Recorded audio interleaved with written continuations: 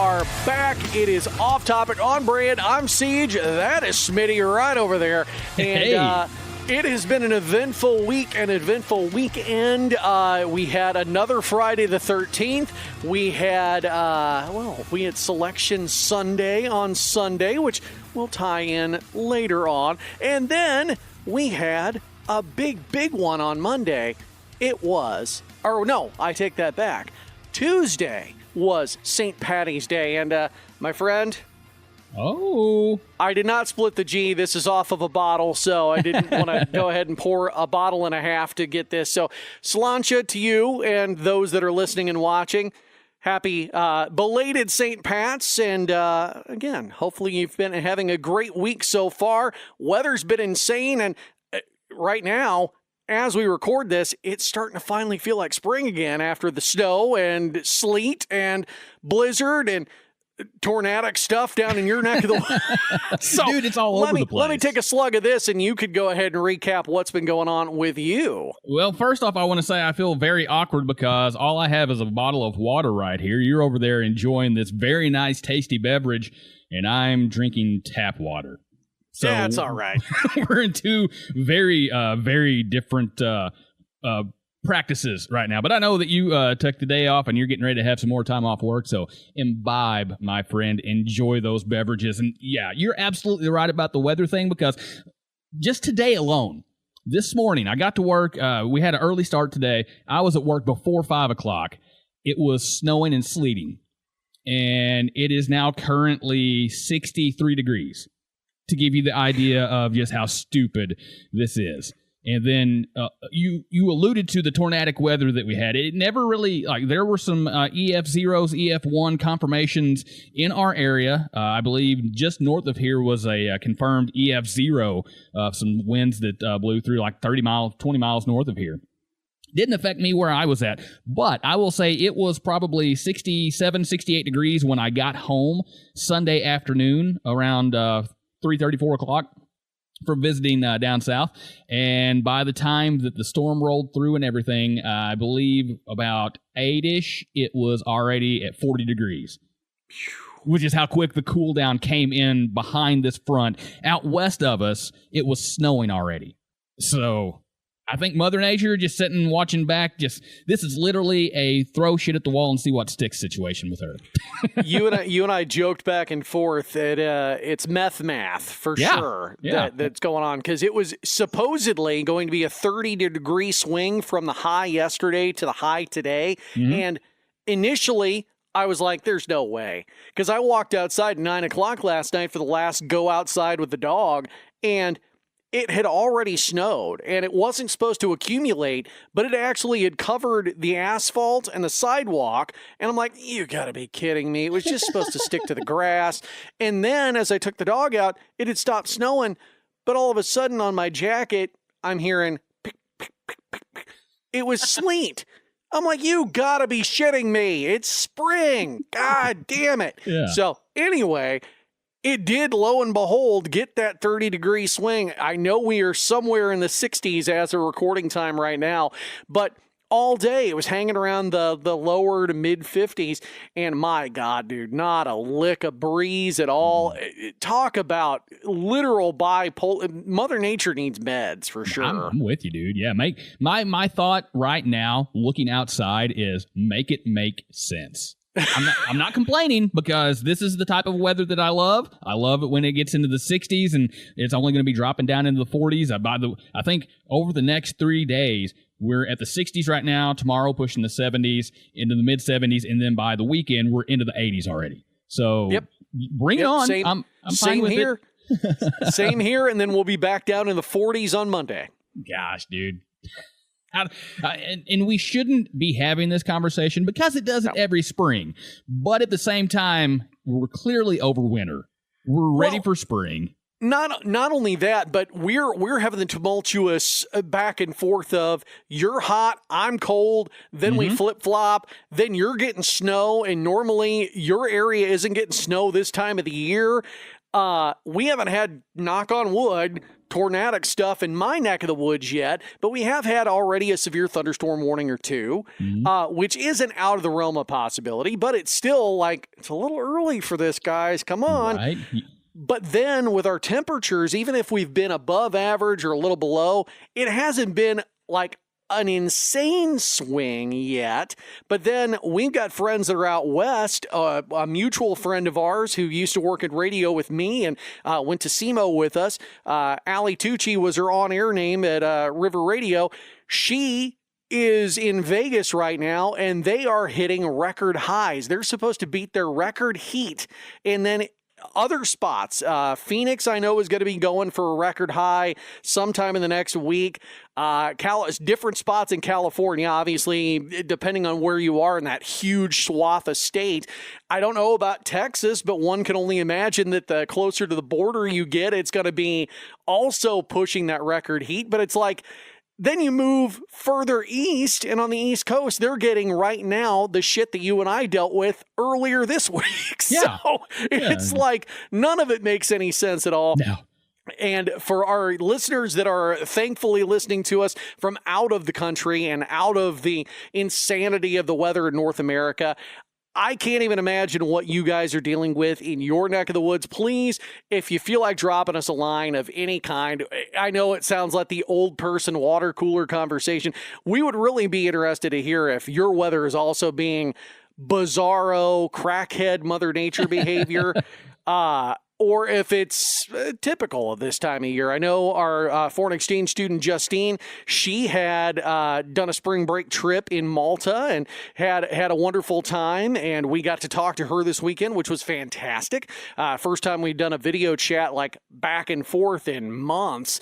So it was fun getting to hear her experiences, and she was really enjoying the all-inclusive resort they were staying in. And then she was going to have to go back and hit the ground running with tests on her first day back at school. And but that's the whole thing. Latvia all spring and winter have been much more inclement than it's been in years and years and years. Like the river in Riga froze, and it froze so solid, people were able to cross across it safely. Now, the government was like, no, don't do that. We don't want you to die. Right. But it was solid enough that, and that shows how cold of a winter it truly was there. And typically they have similar to the Midwest here weather. So yeah, none of it makes any sense. Yeah, this has very much been one of the coldest winters I can remember. Not just like, normally we would have a day or two that gets cold down into these single digits and stuff like that. But we had probably pushing a week or better of temperatures that were single digits and below zero at times. And I cannot, and maybe it has happened. It probably has, but for that length of time in this area, I can't remember that ever happening. And it very much was one of those times where, because I don't mind getting out in the cold if to do stuff. Cold has never really bothered me, but this cold was different. I mean, that was the straight to the bone. If you go outside, you're not bundled up, you kind of feel like the kid in A Christmas Story, like, you want to be bundled up like that so you can't put your arms down or something. And so, this has just been kind of bizarro weather, like you've said. And so hopefully we're getting to that point. And I know that springtime is going to bring storms. That's to be expected. But I hope that we're starting to level out a bit, because I'm ready for some sunny, warm days just to get outside. I'm starting to get cabin fever a little bit. And I don't want to be cooped up any longer than I have to be at this point. Well, as a follow-up from last week in my never-ending series of injuries from home remodeling and updating things, with that impending stormy weather and hopefully not excess rain, our sump pump has been working wonderfully. No issues there. One of my topics I wanted to hit on this week was wallpaper. Oh, God. People that put wallpaper up on their own and not let a contractor or a professional do it, you should be immediately put in jail. Our previous property owner, we know who it is. I don't want to air out the grievances over the airwaves, but they used what we can only assume is a metric ton of glue. And not just glue, but like wallpaper glue, like industrial strength, like floor tile glue on the walls. We've been in this house for 10 years, which is insane in its own right. But we've talked about this for about 6 more because portions of the wallpaper have been peeling, like on the corners, or you catch something as you're moving furniture in and out, or bringing new things in, or taking old stuff out of the house, and just, oh man, here's a little nick in something, here's this, here's that, and it's old enough you don't really want to go around trying to patch it because it was a weird pattern. It was neat, it was cutesy for what it was, but it's like, okay, we need to do our own thing. Every inch of the kitchen is covered in it. And it took us 2 weeks to get 2 walls completely done, like completely stripped and the glue taken off and this, that, the other. And then we said, F it, we don't want to touch this anymore. And to my detriment and my wife's frustration, there had been multiple times that I should have been attacking it faster. But between the two of us, we were able to get those 2 walls painted with 2 coats of paint and patched up in different spots in less than a day. So it looks great. We still have the rest of the kitchen to do. Everything that is where the cabinets are, the cabinets got put in after the wallpaper got put up. So if we ever get the cabinets changed out, there will still be wallpaper behind it. So at this point, have you saved any of the old wallpaper? And I'm asking this because if you know the person that lived there before you, why don't you just put that in a box and mail it to them? Be like you forgot something. The only thing would be, Smitty, we would have to put it in like a confetti cannon because it's coming off in strips. And it's not like that's like an ASMR video. Look at this big long strip you pull off. No, it's like an inch at a time. Mm-hmm. And it's like, you son of a bitch. Like you think you get a good strand going and all of a sudden it pulls off. Like it rips and it's like, I'll kill you. So, needless to say, there's been ongoing frustration, but we're making headway. The new paint looks great. Like in one corner, it's like, I really can't tell much of a difference than before we slapped the paint on it. Like, it kind of looks like the wall did after we immediately pulled off and cleaned the glue off of where the wallpaper was. Well, there's another wall that's like through the side entrance of the house. That wall got painted today, and it looks fantastic. So I can tell a difference. I think also being daylight outside and the doors open and the windows open because we're not battling the cold, that also helped. So needless to say, that's all good, but there's a patch in the wall that I had to put in, and I was really proud of myself. Oh, my God, you can't even tell there was a little notch in the drywall there. You know why they have those little door stopper thingies that make the noise, Smitty? Yeah. We don't have one of those there, and there's a nickel-sized slot now in that exact patch that I did. And that was from me with our dumpster that we have outside, a dumpster that was provided by the city, doing our spring cleaning to take advantage of the wonderful weather. So while I'm trying to kill 2 birds with one stone came and hit me right in the nuts. So you're making progress, and then you see that little thing, and you can look at the entirety of all that you've done, but you notice that one little spot, don't you? Oh, dude, it's driving me insane. Like, my hair is on fire underneath this hat right now. So that's what I got on my personal end of things. Not a whole lot of excitement, spring break for my wife and kiddo, and really enjoying not really going anywhere, but getting a lot of stuff accomplished around the house. So hopefully when it hits summertime, that kind of takes a lot of the pressure off. Well, heck yeah, man. It sounds like you really made a lot of good progress on that. And hopefully here in the next month or two, I'll get a chance to drive up your way and see all this that you've been working on. I'm looking forward to that. So you better do it, you son of a bitch. I swear to God. I'm going to. I will be at your house within the next 2 months is what I'm thinking. Once school's out, summer's rolling around, there's going to be a Smitty at your doorstep. I'm just going to knock on the door, and I'm going to have beer in one hand, and I'm going to have a big sack of food in the other. And like, which one are we doing first? You know good goddamn well we're touching tubes first before anything else. We're just going to have that awkward moment of standing on the porch hugging for probably way too long, and everybody inside's going to be like, are you guys coming inside or not? And no, mind your business. Well, you know, I'm all right with that. Brothers got a hug, man. I'll put on a show for the neighbors. There you go. There you go. Yeah.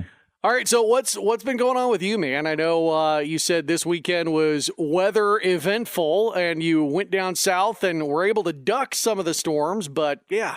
Yeah, it was started out Friday. Was supposed to have a kind of a date night with Snap, and that unfortunately ended up falling through. You know, she had some family stuff pop up, and I'm never, you know, I'm not the person that's going to be like, you got to choose me over this. No, it's family stuff. I get it. You know, we had a plan of I was going to cook this fancy steak dinner and everything, and we just put it on the back burner for another time, and hopefully I can remember how to cook a steak well, especially cooking for another person.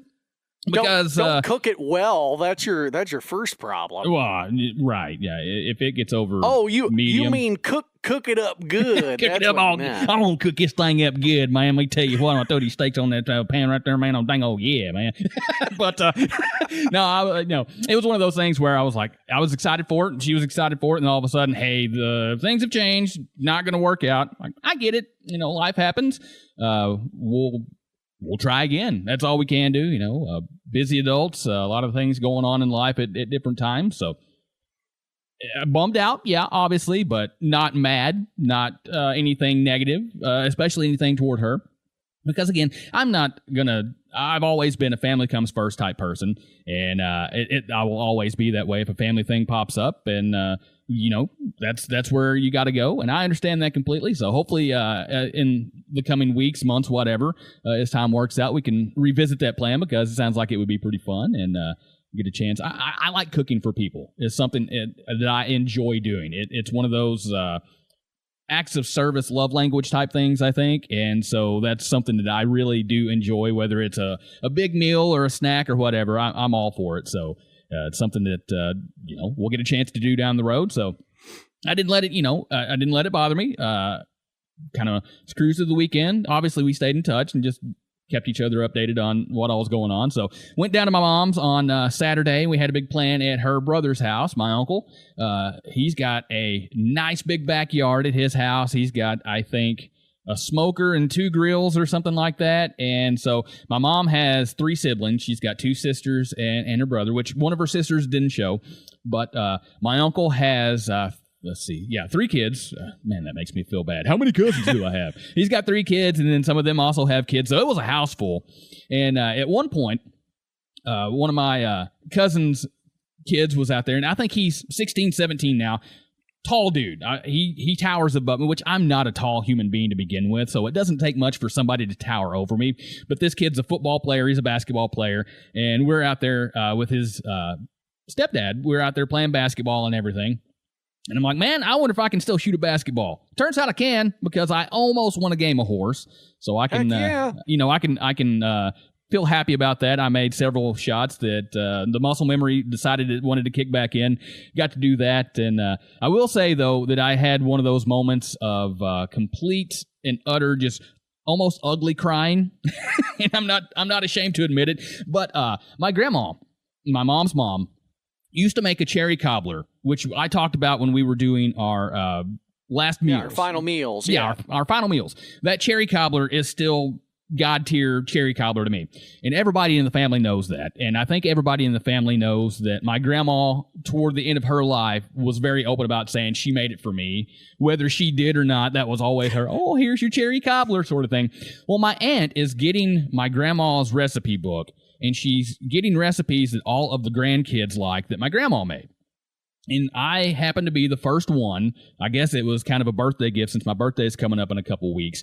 She got me this dish towel that has the recipe on it, and it is my grandma's handwriting that has this recipe on there. And she walks over to me and gives it to me, and I'm just looking at this. I'm like, oh my gosh, that's grandma's recipe. And I keep looking at it, and she goes, you realize that's your grandma's handwriting, right? That's from her recipe book. And as soon as I noticed that, I was like, oh my God, this is so loud. Like having one of those moments. Like, it's not a complete breakdown, but dude, I was like, they were flowing, and I turned into that little kid that's 5 years old that wants to show everybody their toy. I'm walking around. Do you see this? Do you see this? It's grandma's handwriting. Look, it's the cherry cobbler recipe. Like equal parts excited, sad, happy sort of thing. And all my cousins, we kind of had this moment like we're sitting there kind of hugging one another, and it's like, oh, it's grandma's recipe. It's grandma's handwriting.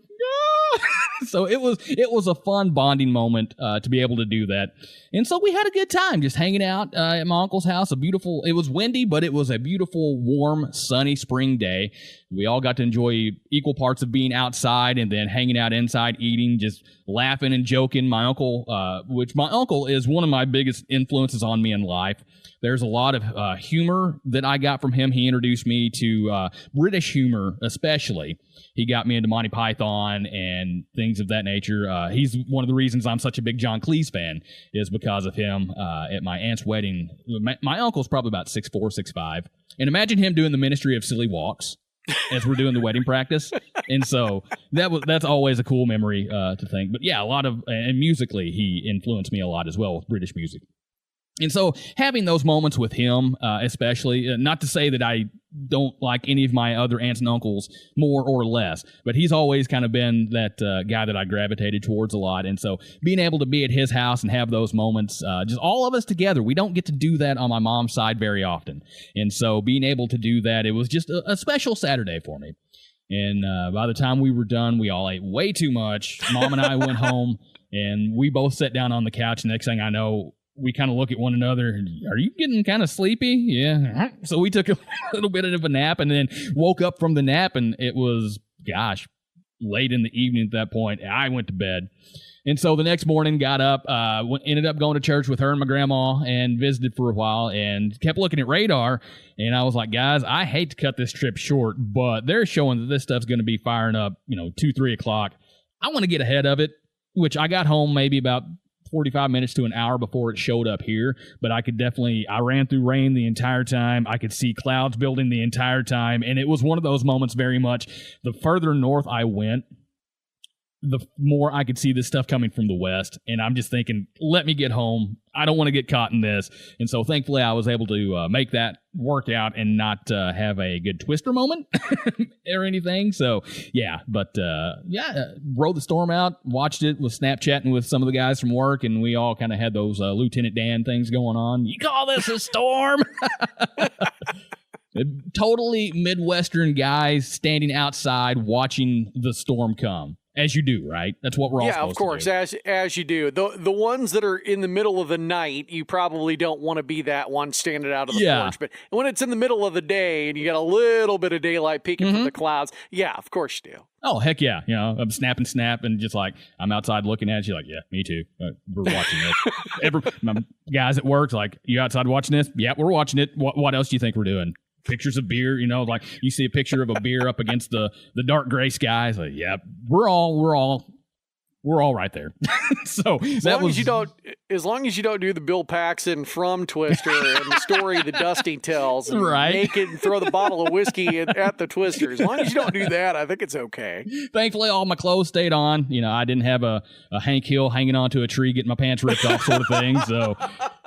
Yeah, I got to, and it was nice. This is the first time that I've had a big storm since I've moved into my new place, and I'm on the ground floor now. So it was kind of cool to be there at the window for one, watching it. Like at one point, I'm sitting on this ottoman, pressed up against the window, looking outside, like, what are you doing out there? Yeah, what's going on over there? And I'd run to the back door because I've got a back door with a window now, so I'm kind of just running back and forth like an excited kid at Christmas waiting for Santa Claus, apparently. And, hey, what's it doing there? Was it doing anything different out this window? So kind of this weird sense of enjoyment over a stupid storm because I'm at ground floor now. That's the low rent storm chaser. You aren't wanting to go outside really in it, and you don't want to drive and follow the storm, but I'll run back and forth like a sumbitch. Oh, heck yeah, dude. As long as I'm staying safely in this area, where I know that the bad things outside can't get me, I'm good. But that was pretty much my weekend. So by the time all that was over with, I was ready to wrap things up for the day and head into the week. And here we are now that the cold weather's buzzed through. We're picking up at work and hopefully through, not just past us, but through. Exactly. We're full on spring mode at this point. So cold weather, fuck off. Come on, springtime. All the way off, please. Yes. Dude, the towel is, you are not alone. That would have got all of us in this house with the happy tears for sure. And I imagine that is going to be like some of the decorative towels you have in the parents' house. No, that's for guests. That's for company. Don't touch it. I imagine that this one's going to wind up behind glass at some point and be kind of a decoration in the kitchen. So, but no, dude, that is fantastic. That's awesome stuff. Oh, heck yeah. I don't want anybody to touch it. I barely want anybody to see it. And it's one of those things where very much I do not ever want it to get dirty whatsoever. Like, this is the new prize art piece as far as I'm concerned. So, yeah, I'm pretty sure that at some point it may be getting framed and hung up somewhere. Just so long as I can see it, because I do have a goal. And it's funny that I got this at the time that I did, because the week before I had been telling Mom, I kind of want to try baking. Like, I've got a pretty good handle on smoking and grilling. I've got a pretty good handle on things on the stovetop. I've never been able to do baking. And I was like, I'll get me a box a box of cake or a box of brownies or some cookies or something. I'll start slow. I was like, but really my ultimate goal, I do believe, is to try to learn to make Grandma's cherry cobbler. I want to learn how to make a cherry cobbler in general. But if I can get to that level, at least get close to what I remember, then I feel like I'm making some pretty good progress. And then lo and behold, here's this towel that pops up in my life. So I guess this is the universe's way of saying, yeah, fat ass, get in there and make this cherry cobbler, because you got to now. You don't need to be in shape, stupid. Make this pie and eat it. All of it, now. Yeah, just get in there. Make it, eat it. I'm going to look like oh man, what's that movie where the kid eats the blueberry pie, just like shoves it in his face? Is it Matilda, I think? Yeah. But what, isn't it a chocolate cake, though? Chocolate cake, not blueberry. Yeah. But you'll be doing it with a cherry cobbler. Uh-huh. Respectable. Yeah. I get it. Yeah. So you'll probably get a picture of me at some point with just a mess of cherries all over my face, like leaking out of me on my clothes, like, I made it. Is that supposed to be that you had a successful pie, or that this is the start of your OnlyFans? Yes. And with that is no better way to transition out of our getting to know you, check in, and move on to pop culture, because I don't know if we can get any better than that at this point. Carry on, man.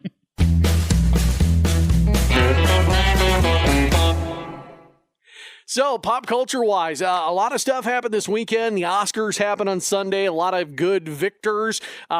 Just good people winning. We haven't seen any of the movies.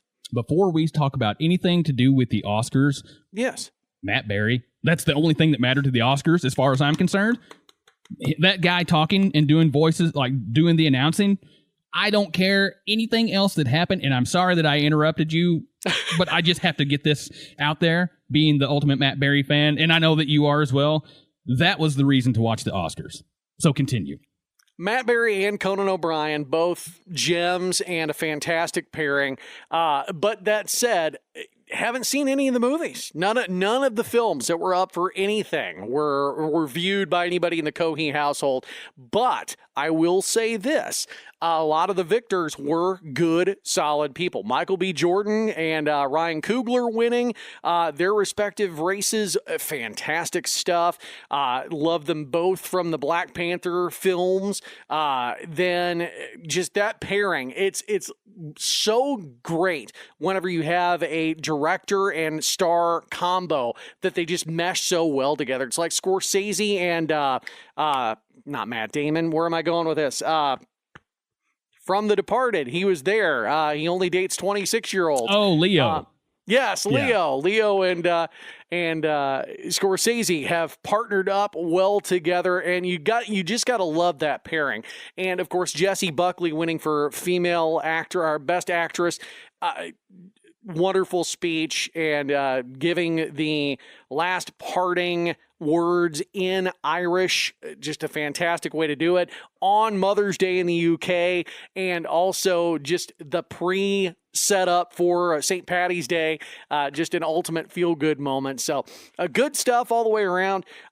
We enjoyed it for what it was. Normally, I'm not an Oscar person. Normally, I'm not much of an award show person because of it gets to be a little much, but really, really fun stuff. But prior to that, and this is my real pop culture moment, I enjoy the thought of the sport of rugby.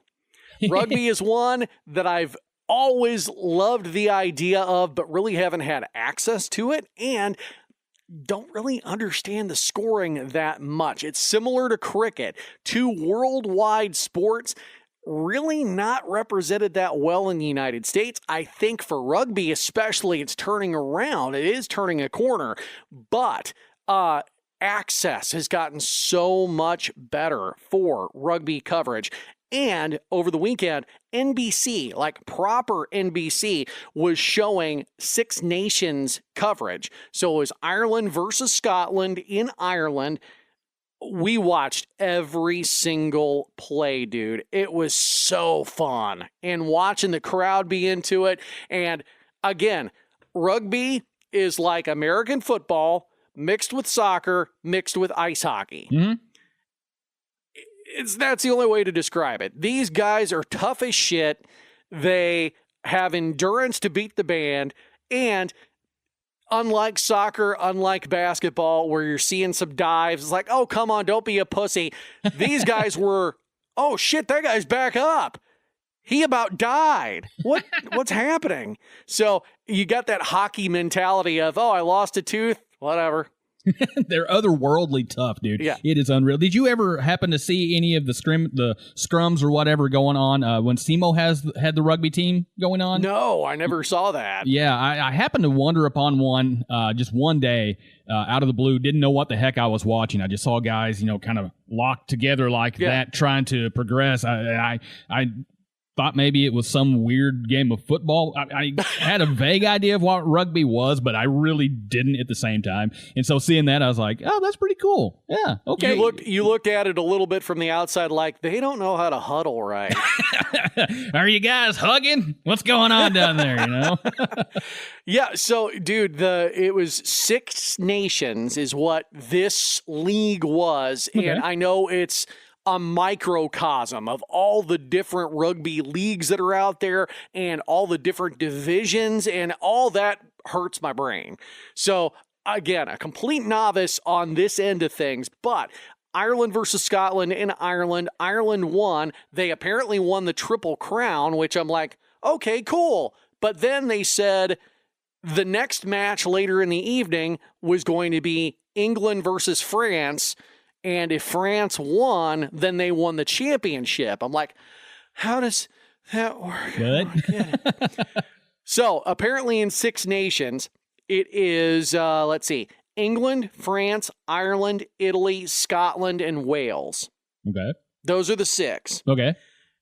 To win the Triple Crown, you can win by one of the home nations of England, Ireland, Scotland, or Wales when one nation wins all three of their matches against the others.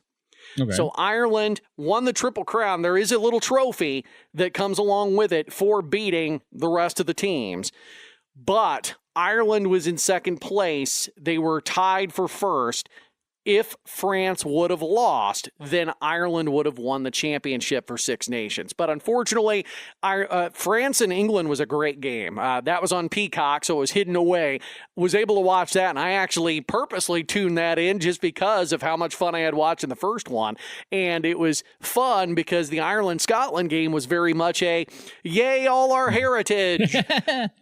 And then with this one, it was like, oh my God, I'm going to root for England because then Ireland would win. And so, but yeah, France apparently is a steamroller of a team, and England tried to mount a comeback, but it's like so many other games that we've seen throughout the years, no matter the sport, if you fall behind early, it's really hard to come back.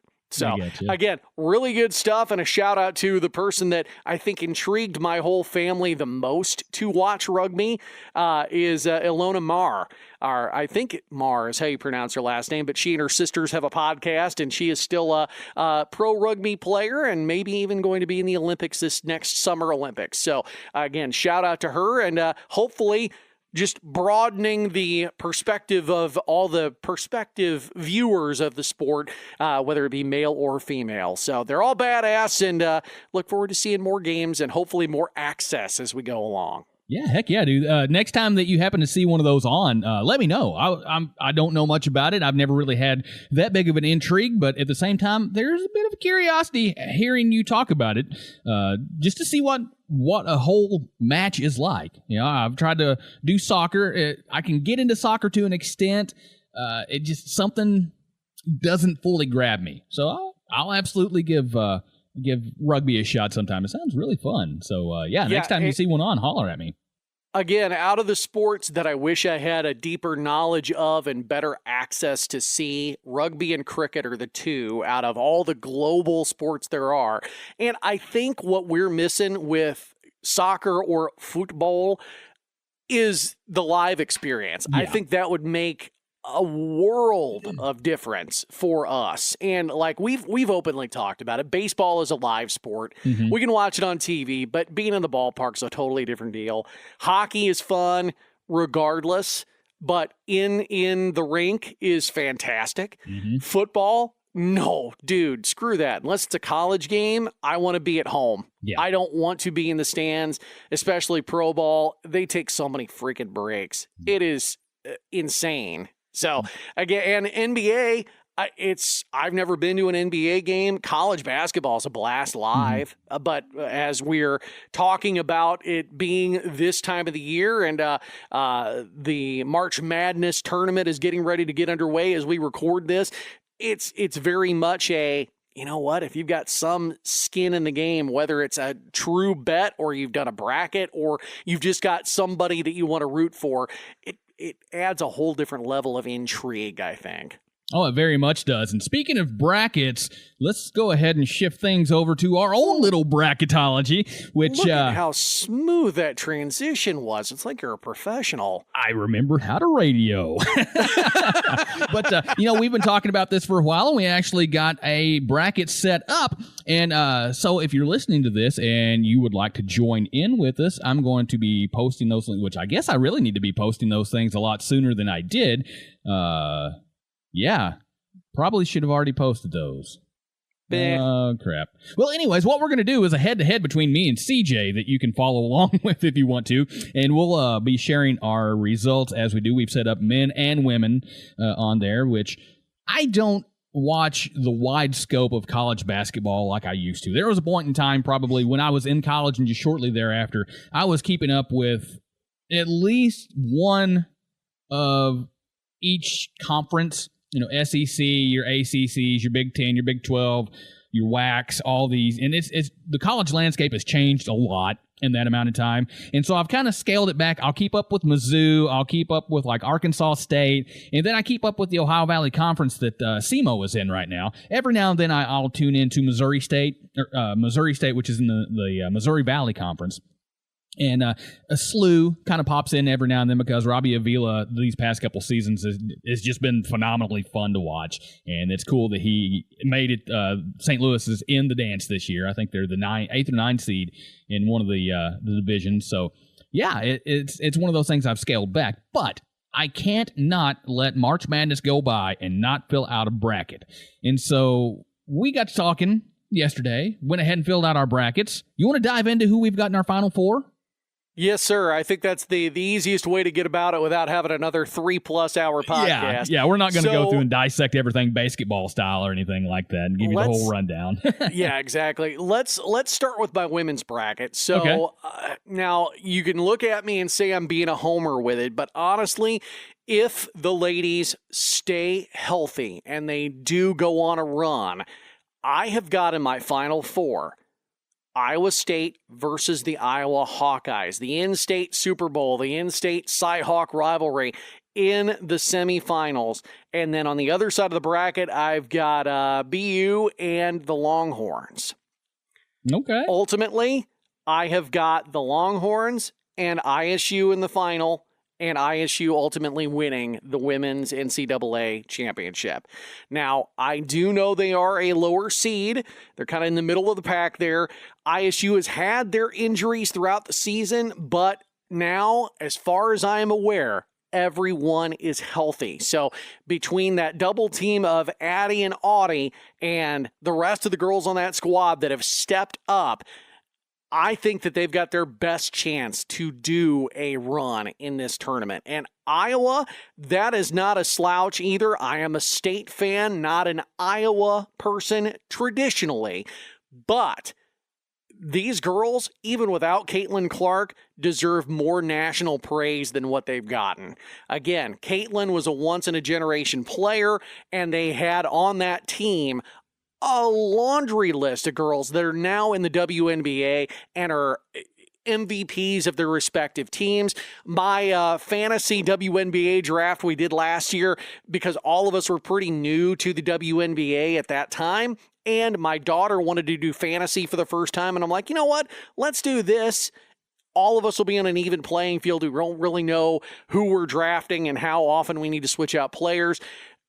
Kate Martin was one of those girls that were on that team with Caitlin Clark, and she was basically, in my eyes, she was not necessarily the Scottie Pippen to her Jordan, but absolutely one of those players that your team was that much better for having her on there. So I see a lot of that on this current Iowa team.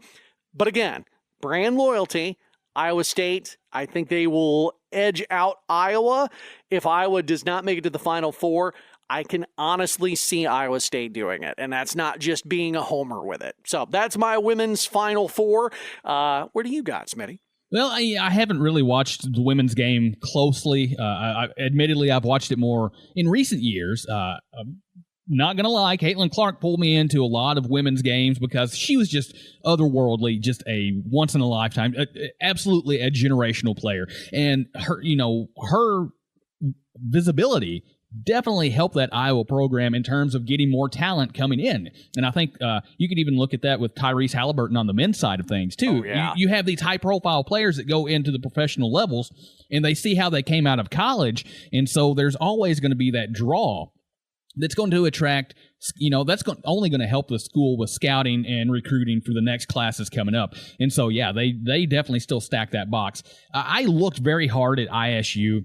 It was hard for me to pick them over UConn. I know UConn is a consensus number one. Gino Auriemma has had that team ever since we've been in high school. I remember back in the day, Rebecca Lobo, and that's throwing out a name from 25, 30 years ago, it seems like at this point. Yeah, talking MVP of the WNBA. Yes. And, one of the original WNBA players, in fact.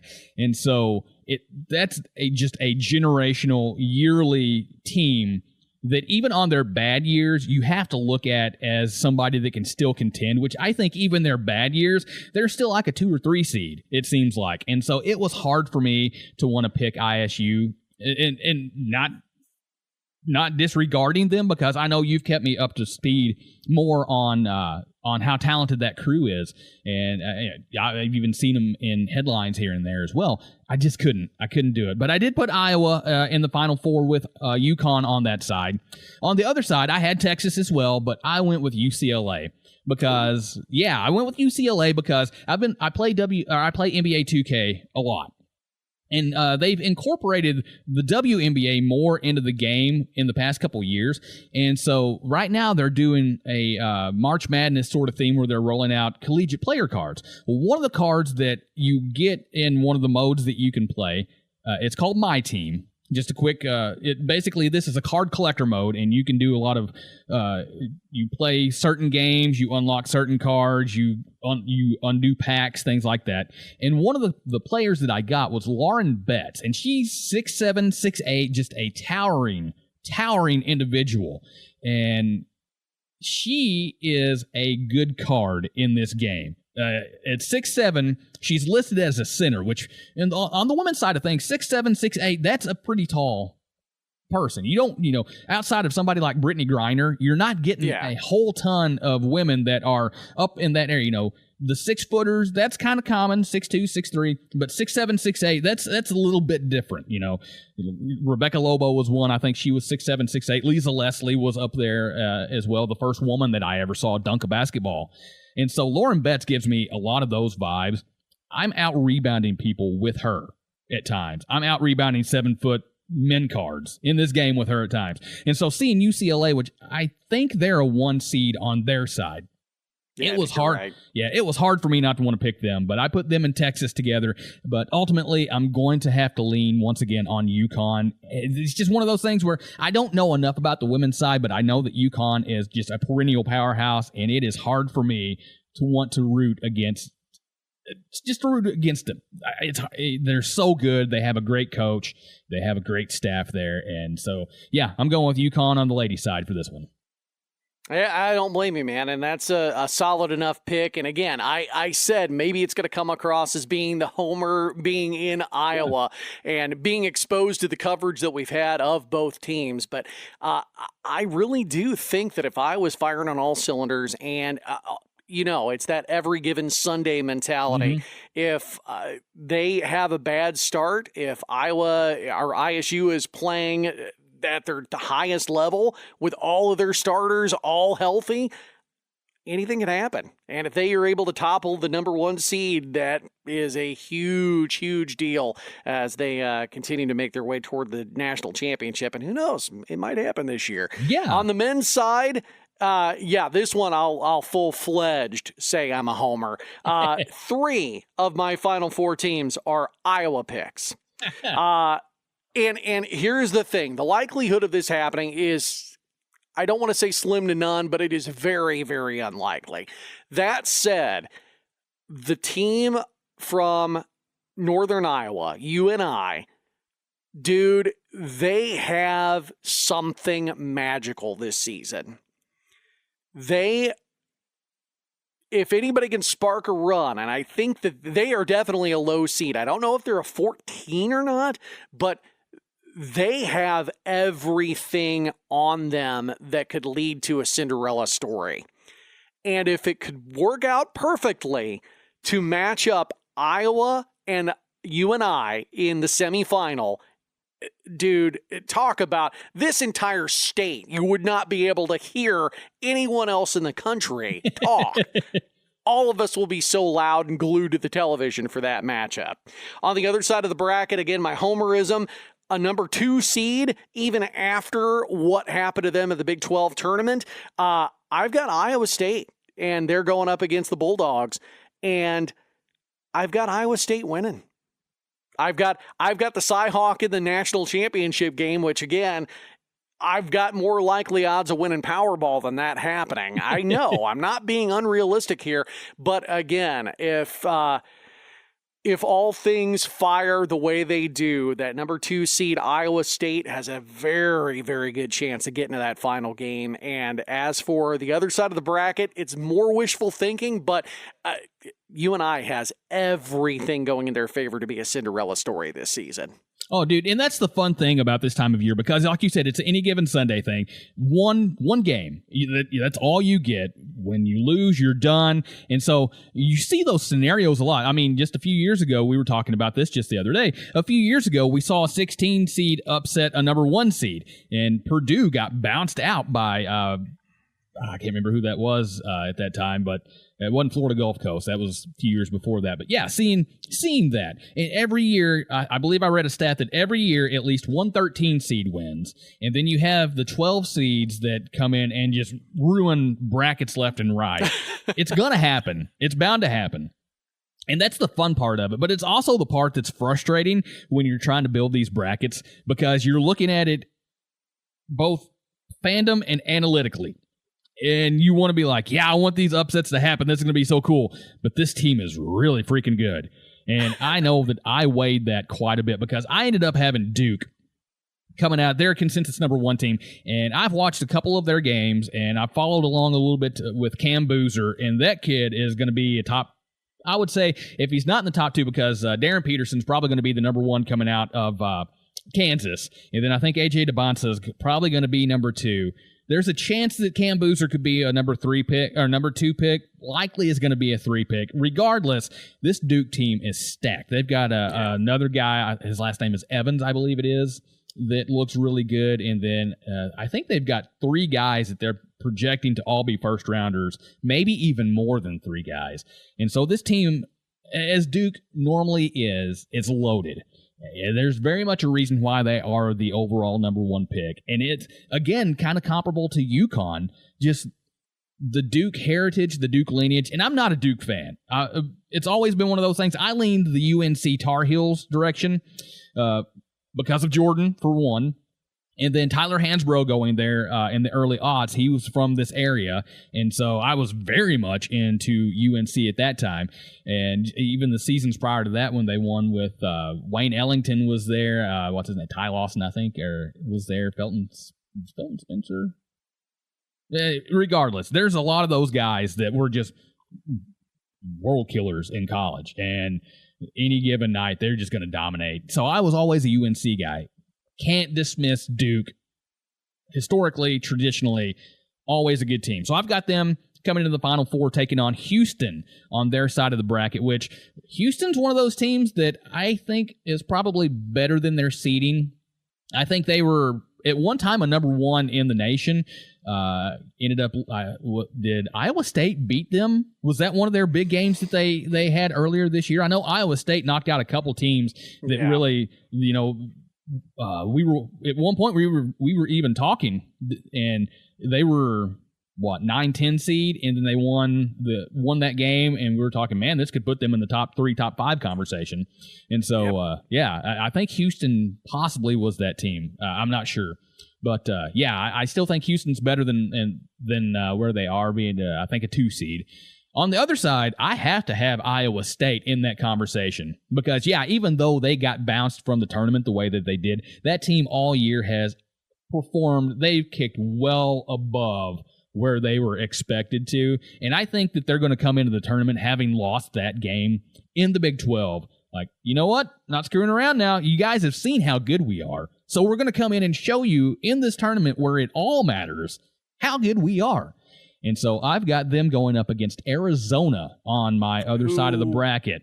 Yeah. Bounced them out of the Big 12 tournament. So a grudge match for your semifinal. Yeah, I saw that, and I was just thinking, you know what? Make this happen because this is going to be a we're out for blood situation. And so I've got Duke and ISU going into that final game, but ultimately I ended up choosing Duke as my overall winner. Kind of begrudgingly, reluctantly, whatever you want to call it. It's like I hated to do it because I look at Duke a lot like I look at Gonzaga sometimes, where I will go all in on either one of them. I've been burnt by Gonzaga. I've been burnt by Duke. I feel like that's possible. It may be even probable. But at the same time, I can't not pick them. You know what I mean? So that's where I'm sitting. And I'm very glad you name-dropped Gonzaga because you and I have had this conversation off mic. It does not matter how I pick. I could pick for them. I could pick against them. Mm-hmm. They will literally do the opposite every single year, just like the Tampa Bay Buccaneers in the you pick 'em or elimination style brackets for the NFL. No matter what I do, it's whatever. Even when they had Tom Brady, it's like, they get a slam dunk matchup against a team that's garbage and then they lose. Thanks. Appreciate it. Yeah. But it's frustrating because when you fill these out, you're wanting to try to compete and everything. But at the same time, it is exhilarating to see these teams that are lower ranked coming into it. And you know that those higher ranked teams are like, these guys, the 14 seed, we don't care. We're looking ahead to the Elite Eight already. We're going to bounce through these next rounds. We're just going to run through it. And then they come in and just punch them right in the face. I love that. That is absolutely March Madness for me. And so I hope to see that. I'm fully prepared and already accepting the fact that my bracket's going to get busted. I'm going into it like with that already. But it's going to be fun. It always is. There's always something, a big moment. Years ago, Steph Curry made his name in the NCAA tournament playing at Davidson. people knew that Steph Curry could shoot threes, but we got to see that dude just bombing everything. And every year you get to see one name that comes out of it, two names that come out of the tournament that all of a sudden their stock goes so high, and next thing you know, they're NBA bound, whether they were expected to be or not. It just lifts them up, and it's such a cool moment for those kids, and I just love to see it. And, maybe we'll see how this goes, And again, if anybody wants to log on, I'll have some of this information on Facebook later, and you can check out and follow along with us and see our progress just to know who's going to get the bragging rights here at Off Topic on Brand. Keep us honest. We are not trying to fabricate or fib on our picks. Mm-hmm. If we absolutely eat shit on these, we will definitely keep you informed. And believe me, that will be my pop culture moment next week if my bracket is already busted by the time we get to recording. Yeah, it's going to roll into it. It's like, what's your topic for this week? Son of a bitch! What's your topic for this week? I hate basketball. It's stupid. Exactly. I'm prepared. I know that I'm just going to eat shit. That's okay. It's part of it. Hey, what I am hoping for is good games. Mm-hmm. It doesn't have to be the last minute full court, sink the basket, buzzer beater every single game, but I want competitive games. That's all I'm looking for. I do know, and you and I talked about it briefly, and I've discussed it with a handful of coworkers, I don't see a single scenario in this year's bracketology, maybe on the women's side, but definitely not on the men's side. I don't see any of those, oh my God, we're going to have a 16 seed beat a 1 seed. I don't see any of those this year. Maybe the closer in bracketology, there could be an upset here or there, and I expect it. I hope there is. But I don't see any of those. But I'm also hoping that it's not going to be, this 1 seed versus a 16. It's going to be a complete blowout. Make it competitive at least. Yeah. Don't be a 30 or 40 point just drubbing. Yeah. Oh, absolutely. So that's all you can hope for. And maybe those teams are going to come in and punch above their weight class, and at least you see this a lot. And I think West Point is one this year that's playing against Wisconsin. Last year they made a showing. This year I think they're ranked a bit higher than they were last year. Hofstra's done this before, where one year they're a 16, 15 seed, and they're up to 13, 14 in following years. That part is really cool, being able to see these teams come in and are competitive and prove that even though they're a small school, a small conference, they are competitive. They have good talent. And this also works well because there can be those guys that still have eligibility that can hit that transfer portal and all of a sudden go from these small schools to these bigger schools. They get those NIL deals. They get those opportunities to showcase their talent on a bigger stage, and can go from maybe on the fringe of being considered a draft pick to now this person is very much in the realm of a first or second round draft pick.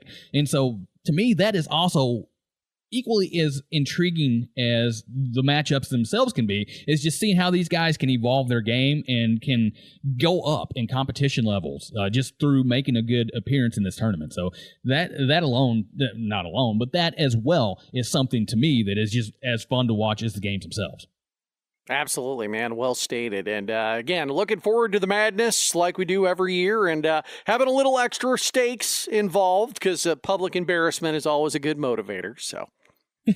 Yeah, we might have to figure out what our bet's going to be on this as far as what we're going to do. Not a usual bet. I'm not going outside naked. I'm not going to the ATM naked. I'm not going to go order a cheeseburger naked. I will not do anything naked for a bet. But I do that for free. I don't know why we're betting on it. Whatever. Anyway, right now I think is a good time to introduce our main event, sir, something that we have teased from the very, very first episode. And do you want to clue people in as to what we're talking about? Huh? What? For what? Give your balls a tug. We are going to be talking the Keesoverse. Jared Keeso, one of the creators of Letterkenny and also Shoresy, and an upcoming series that we will not really talk about because we don't know what it's going to look like yet. So we're going to keep that out in the ether and just keep our fingers crossed that it's going to be as excellent as those other two series. But you and I have battered back and forth multiple times on things being so awesome in this whole world, the characters, the world building, the just overall episodes and seasons. But one of the things that we were discussing is, how would you jumpstart somebody into these series? And obviously the answer is, here, watch them all. Here's my Hulu password. Watch them all. For those that don't want to do that, or you just kind of want to test the waters with them, we thought instead of it just being the first episode of both series is basically your litmus test. If you like that, you're going to love the rest of it. Instead of that, we figured that all the seasons are 6-packs. Every single show or season of these two series have been 6 episodes a pop. So we decided we would do a mix and match 12-pack. And each of us would get 6 episodes that we would recommend that a newbie or someone that may have started, may not have finished, or just hasn't even thought to start yet, or even go back to it just to relive some of the episodes without going back and redoing the whole series. So, Smitty, do you want to take the lead here? The glasses, they will take you, their eyes begin to twinkle. We'll take the more on a summer Saturday night. Wow! And here, man, I am back. I am ready, and I am prepared for my main event. It's the Keesoverse, and the way that I would get somebody hooked into anything going in the Keesoverse. I'm going to start out with Letterkenny, which that was, for many of us, that was our introduction to the Keesoverse. And I know that me and you are very much alike. When we first started watching this show, very first episode came on, it sucked us in, and we were just in from that very first moment. The rapid fire delivery, just the pace of it, the characters, it's all presented so very well from the start. And I got to thinking, how am I going to get somebody hooked into this show? And the first episode that comes to mind for me, and it has always been this episode once I have got through all the seasons and everything of Letterkenny, this is the one I keep coming back to. And I have actually shown this to many, many people at this point in time to get them into this show. And this is Season 2, Episode 3, Relationships. One of my favorite cold opens in the Keesoverse altogether. You've got Wayne, Derry, and Squirrely Dan standing around throwing a baseball around. They're talking about just topics in life. And all of a sudden, you hear Squirrely Dan talking about his recent date. And his recent date started saying that he needed some attention paid to his buttholes. And all of a sudden, and the part that gets me every single freaking time is when he's diving into all this, how awkward Wayne and Derry get. And all of a sudden it goes from 3 guys playing catch to just those 2 rapid firing the ball back and forth. So they are not engaging Squirrely Dan whatsoever anymore. He's over there trying to keep telling his stories. He's like, yeah, it felt pretty good. And Wayne and Derry's just chucking the baseball back and forth like, oh, pop up, grounder. And Squirrely Dan just keeps trying to talk and everything. I love that moment so much. Just that alone, I think, is worth hooking somebody into this show. Because if you're not laughing hilariously at that point, I feel like you're probably not going to get anything else in this show. But it keeps getting better because they have Goldilocks in the 3 dates. And when that woman comes in, and when Katie brings her in to meet Wayne, and she starts talking about how she structures her dates, and she does that moment, she goes, or maybe one date's a little too soft, and the way that she says that makes me laugh every time. And then Wayne just throwing out like, well, that's barley, that's hay. Just so nonchalant toward it. I laugh so hard. And then further into the episode, you've got the Skids who are still fractured because Stuart is dating, or has been dating Katie. I think this is the point where they kind of start to split apart. And he has this ultimate dance battle with Devin in the parking lot of the Five and Dime there. And it is the dumbest looking dance ever. It looks like they just Googled bad goth dance. And they just copied the YouTube. It is so bad. It is so good, and I still laugh at that so much. And you got Jonesy and Riley talking about Pracky, going to Pracky, tossing mad sueys, doing all that. So you got the hockey players in there as well. And then the episode wraps up with one of my absolute favorite moments in the entirety of the series is when they're making the porn star sounds at the very end. And I laugh so hard because you've got yes over in one corner. And then all of a sudden, Katie starts talking about fuck. Oh, and then Squirrely Dan, the one that gets me so much, he's just going, oh, fuck. And then when everybody starts coming in together and you hear the yes is over here and you hear Katie down there doing her thing, you hear Squirrely Dan just in the background. He's going, oh, yeah. Oh, fuck. Oh, take it. Take the D. Take the D. Oh, fuck. And I laugh thinking about it. I roll in the floor laughing every single time. And it's one of those things where watch this whole episode. If you don't love Letterkenny after this, just don't worry about it. It's not for you. That is an excellent shout, and I feel a very similar way to, again, the first episode is a great litmus test, but as much world building and stuff that we get in that, it sets the stage very much for what's to come. And I'd say the first episode that I should shout out that would be maybe a little bit easier to digest because you get a little more world building with it, and I think a little bit more humor than the first episode. The first episode, maybe a little more grounded, maybe more real world than some of the other episodes that are later to come. But Episode 2 of Season 1, Super Soft Birthday.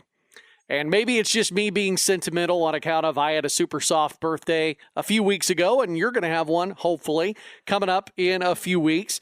But yeah, the fact that Derry is going to have a birthday, and Wayne and Katie apparently didn't really have the ability to celebrate birthdays. That's an ongoing thread throughout the series that we're not really sure what Wayne and Katie's parents were like, but very much sounds like they were not allowed to do a whole lot. So a little bit abusive there. Not really. We never really found out what happened in the past there. But one of the lines that's a through line throughout the entire episode is you don't fuck with tradition. And it's very much you need cupcake decorating and boy band karaoke and all the things that you would think, well, why is a grown man going to have this party? It's a super soft birthday because apparently there was a birthday when Derry was a little kid that was just like that. And they've latched onto it and they're never going to let it go. So between that and Wayne continuing his path of, I don't fight anymore, to now, no, I'm the toughest guy in Letterkenny. I'm going to reclaim that throne. And fighting everybody, don't come up the laneway. It all goes from here forward. And, of course, the Skids, they started dancing in the dollar store parking lot in that episode. So it ties in very well with Season 2. They're still doing the dancing in the dollar store parking lot. One of the guys that Wayne has to fight in this episode is one of my favorite names of one of the Skids, Radass. Radass is one of the fighters, and he fights dirty, but Wayne still wins. And again, just and this is the first episode. Now, granted, episode 1, we met the hockey players, but episode 2 starts to show you continues to show how dumb they are, but it really endears you to the two characters, Riley and Jonesy, and they eventually become, even after kind of the first impression you get in the first episode, you start to fall in love with them as characters. And by the end of the series, they were among my favorites. Definitely in that top 5 discussion, but I'm not quite sure if they got there because there are so many good characters in it. But anyway, they eventually have the super soft birthday. Wayne does get into a fight, and then he invites the character affectionately known as Joint Boy. You want to come to our super soft birthday party? And then they're friends. It's fantastic. He's a part of the crew then from that point forward.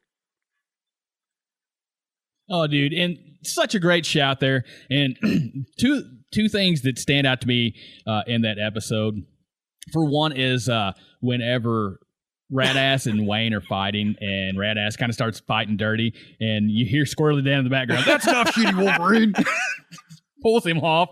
And then For whatever reason, I laugh so hard at the hoovering sheep part of this episode. I love it so much. And then when Squirrely Dan says that Joint Boy's got a head on him like an Easter Island statue, that one always gets me as well. So, dude, a perfect shout. And since you referenced it, I'm going to go ahead and say lead into my next entry on this is actually episode 1 of season 1. I feel like you almost have to watch these two back to back.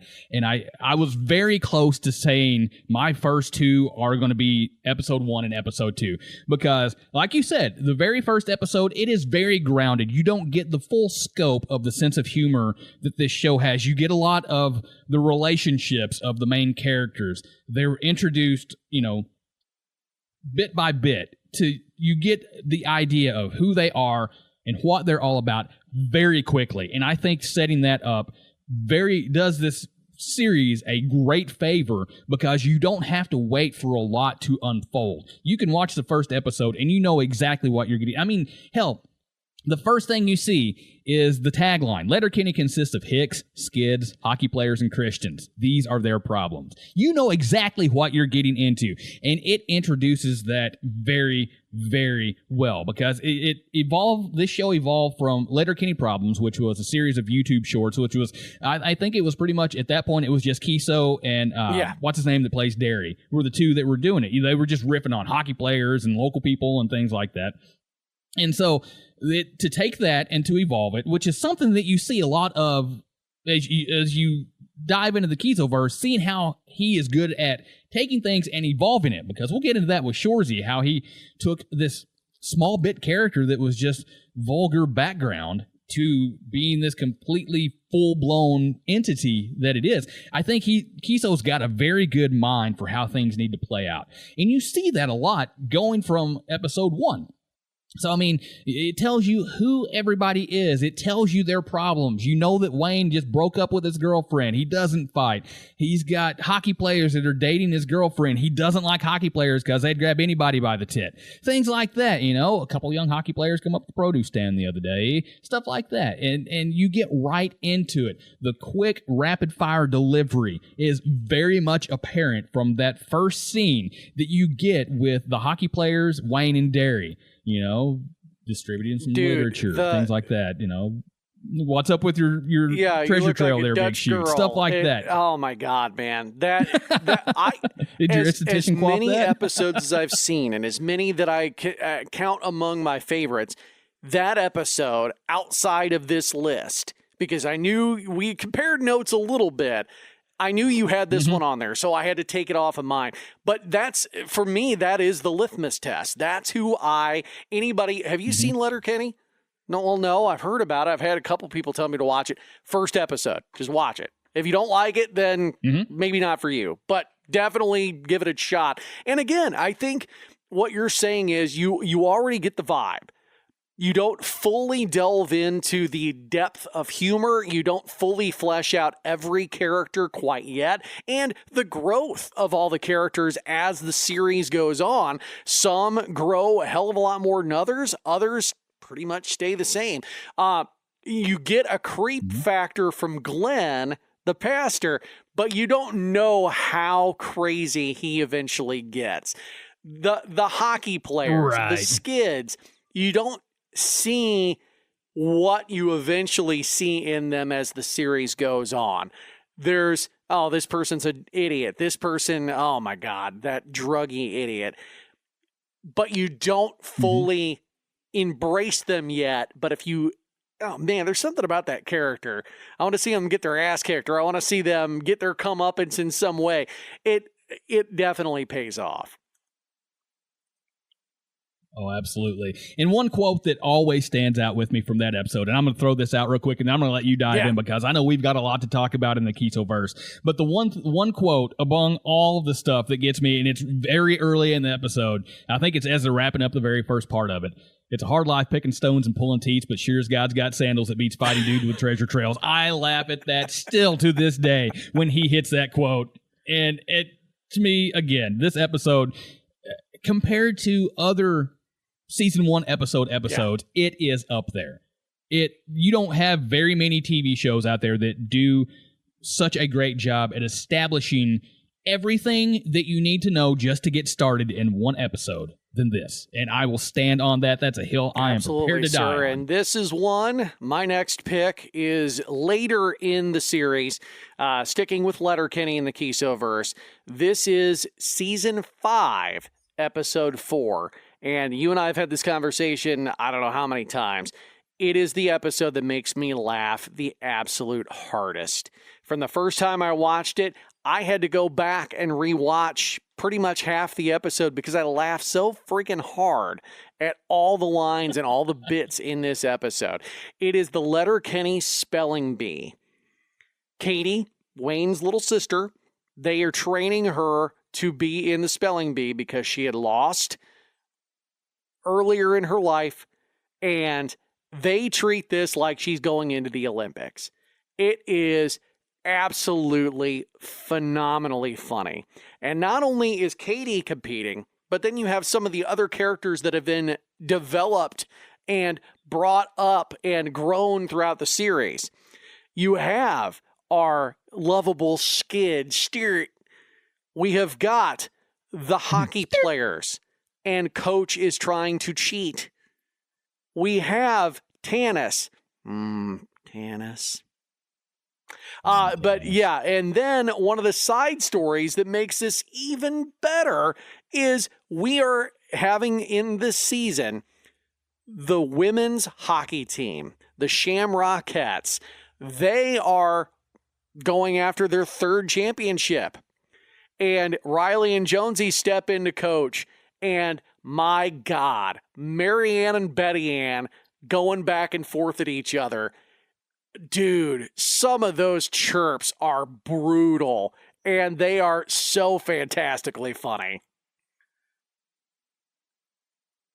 Oh, dude, like that part, especially those two just going back and forth. And the part that gets me with them going back and forth is they do not break.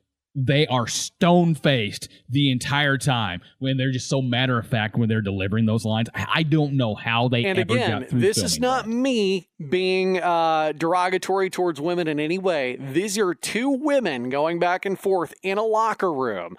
2 of the quotes. Betty Ann. Marianne over there is not a girl. When was the last time you saw a girl's tit sag so low she could tuck them into her joggers? Then Betty Ann's retort... Or Mary Ann's retort, Betty Ann's no lady. She picks and flicks more boogers than a restless Dutch 8-year-old with Asperger's. Just brutal. And again, stone-faced the whole time.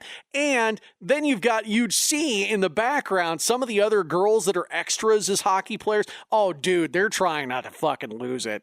So I don't know how many takes got ruined by the extras, or even like off camera you hear and people laugh. But I can only imagine that was one of those that was just unbelievably hard to get through. But you get to the finals of the oh my God, how could I forget? You've got McMurray mumbling at trying to get around the proper spelling of all the words in the spelling bee. So again, dude, and my most favorite part, I feel like I'm reliving it like real time as we're talking about it.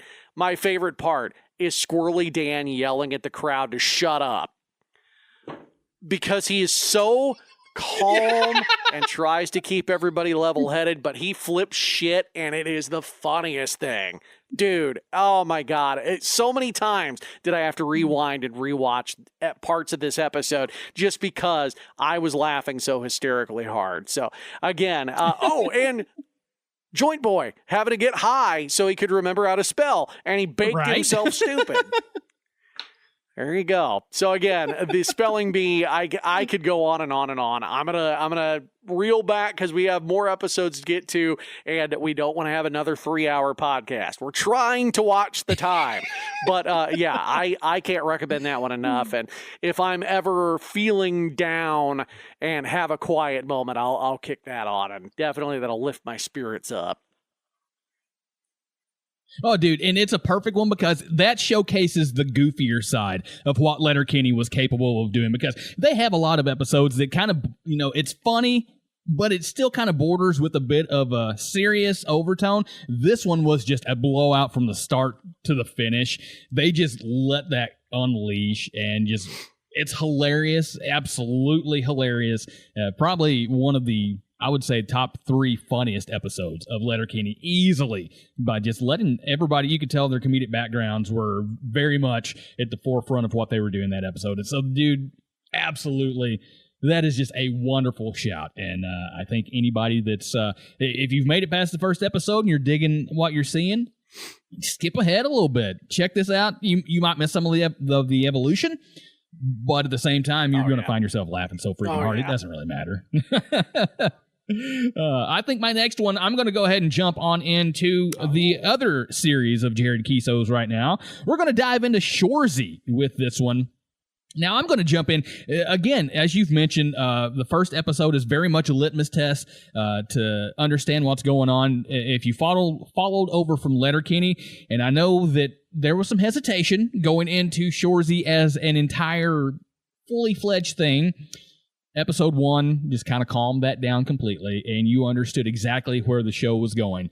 But my choice for this is going to be episode 2, Veteran Presence. Now, the reason I choose this is because this is the debut of the sluts. We're talking about Goody. We're talking Dolo, Hitch, JJ, Frankie JJ, the Gyms. Big Sexy makes his debut in this. And so you get to see this team that Shoresy has compiled together to keep the Bulldogs from going under, from shutting down.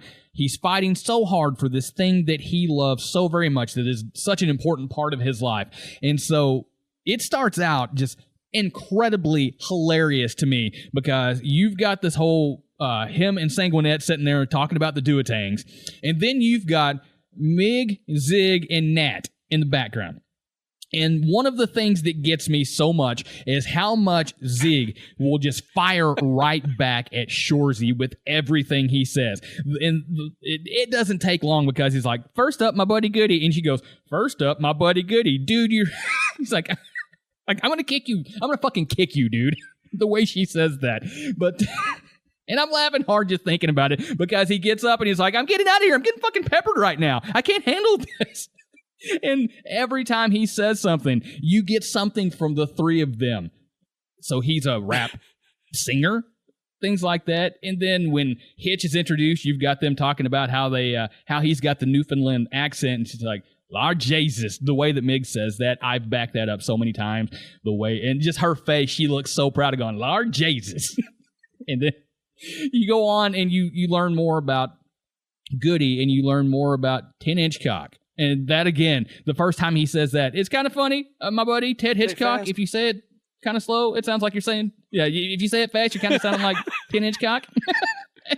And that sets the tone perfectly. And then they introduce the Gyms, and that whole conversation. Gyms are such beauts. And the way that they're trying to, like, "So you're all 3 named Jim?" "Yeah, that's what we want to be called.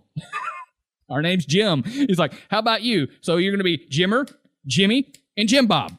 And then Hitch in the background's like, "Why don't you sing it? Jim, Jim, Jim." I can't stop laughing at that part. And then we get further on into the episode, and I love how quickly Keeso goes through all of the Dutch player names when he's talking about facing off against the Appeldorns. And he's like Klumpenhauer, Blankenbiller, De Bartoleden, Schoengartner, Van Zandermeulen, De Redembuser, Van Boschensen, Zollengren, and then the Appeldorns. And he goes, "There's 8 of them, brothers, big fuck off Dutch farm boys." And the way he wraps that up gets me every single time. And just the way that he introduces that humor in there to cut him down.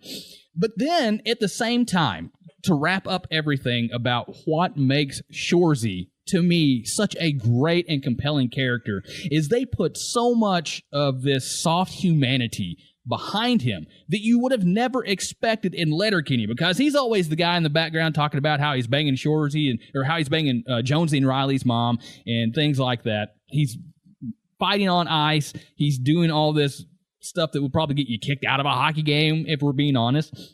But he has such a soft spot for Laura. And that moment where he's sitting there in that interview with her, and he goes, hey, you ever been sitting across from someone just trying to have a normal conversation, fighting every urge inside of yourself just to scream out, yeah! I laugh at that, but at the same time, it is such a sweet moment for this character that you're getting to see. He has feelings for somebody, and it's not in just this carnal, all I want to do is bag you, and I'm just going to add you to the body count type thing. Like genuine, true feelings for this person, and seeing his face just light up when he does a yeah thing. It's equal parts I'm laughing hard, but also like, oh, Shoresy. And so this episode to me very much encapsulates what you're going to get going forward in this series, because you see all the main players at this point. You know what they're all about. You know how this whole thing comes together. And so then you get to go forward with how the series progresses. So I'm kind of torn here. My next pick, I kind of want to jump ahead to Shoresy as well, but my first two need to be watched as a pair. So I'm kind of cheating here. If you'll allow it, sir, if you'll allow me to bend the rules. Season Absolutely 2, episode 6, accountability. So we have gone through season 1, which was a fantastic world build. We can't lose again. Otherwise, the team is going to fold. Blah, blah, blah. We've met all the characters. Season 2 is just a continuation of that. And the last episode of season 2, even though season 2 for me is probably the least strong, let's put it that way, out of the entire series so far, this episode was the whole season was the wind up, and this was the pitch. Dude, and they brought the heat. They have an away game against the Hunt, which is the big bad American team. Shoresy doesn't go home with Laura to stay focused, so he's finally right there with Laura Moore, and he could go home with her, but he's setting the tone. He told all the main guys, don't hump, abstain while we're trying to focus as a team and get to the national senior tournament. And Nat's organized a calendar for the team, so think sexy fireman, and of course that whole thing was hilarious. The tans were dude, right? Excellent. Yes. Shoresy's face with the white outline. So they still need 10 grand is ultimately what they're going with. Well, you get to the game and the Hunt are making fun of them. They're flashing up whenever they're announcing the starting roster, the pictures from the calendar. It backfired on them. They got their money and then some. That leads to episode 1 of season 3. They did lose the no-show championship to the Hunt, but Shoresy has been injured. National Senior Tournament, because of the money raised, will be held in Sudbury. And the teams are from all over Canada, and then the Hunt and the Bulldogs are also taking part. And they wrap it up with, hey, the team that we just played against in the last episode, they wind up having a bar fight when everybody gets to Sudbury. Because everybody was marching around like this is their town. Nope, this is our town. So, again, see episode 6 of season 2 and episode 1 of season 3, which again, I am on record, and I think you are too, season 3 just kind of being the peak. It is a gold star season start to finish, and technically 1A is the end of season 2. So again, fantastic way to get season 3 started and just jet propel it to the greatness that it's become. Oh, dude. And something that I've noticed in every season so far in Shoresy, the last episode, they nail that every single season. It sets up so well going forward. And you know that going from season to season, how it ends and how it's going to start, you can pretty well bank that it's just going to, it's must watch to that point. And so I absolutely understand completely you putting these two together the way that you did, because it sets up so perfectly. And again, leading into that season 3, that is top tier. The other side of that is too, now that these seasons have been out for a while, you don't have to wait. You don't have that cliffhanger and then 6 months plus until you get the next episode. You can roll right into it like what we're suggesting here. So if you do want to take any of our advice or any of our tips, that would be my recommendation. Very last episode of season 2 and very first episode of season 3. Tie that together as one episode. Oh, absolutely, dude. And I'm going to keep things rolling with my next entry. You talked about the first episode of season 3. I'm going to go to the last episode of season 3. My God, this was emotional for me because the way I'm just going to go ahead and zip to the end of it. Spoiler alert, if you have not seen it, one of the last things that you see is on the screen. It says "End of Shoresy." And so this whole episode is just going from Shoresy being hurt and potentially being suspended because he didn't play in the game before, and he kind of had just a little bit of a hand in starting the fight just to help the team out and get them to where they could rally and win without him being on ice. And it was very much indicative of how much Shoresy is willing to do for the Bulldogs to still exist, to still succeed. It shows you exactly his heart is 100% behind this team. And so going into this episode, he's getting ready to be suspended. And they had that whole meeting between all the teams. You had Gorgeous Gordon, you had Marie May or whatever her name was that was the owner of this team. And everybody was all basically saying, no, Shoresy needs to be suspended for this. Even though he wasn't on ice, he contributed to this happening. And finally, Nat was like, you can't do this because it's his last game. And so you find out then that Shoresy is basically being forced to retire. And so this whole episode revolves around Shoresy just getting these guys ready to play.